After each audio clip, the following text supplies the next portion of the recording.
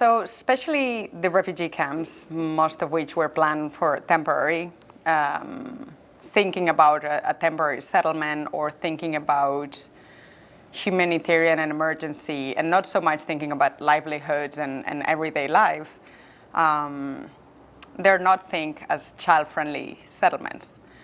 But the majority of the populations there are children, many of which are young, and as these camps go over time, many children are born and grow up in these settlements. So initially I was looking basically at the educational facilities themselves, like early childhood development centers.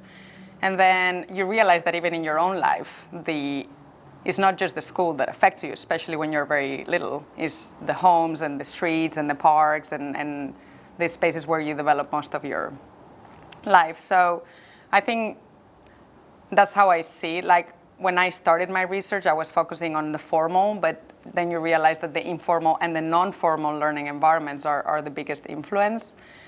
And how humanitarian aid is organized still, I mean, we're going towards a more holistic approach, but it's still very clustered. They're actually the clusters, right?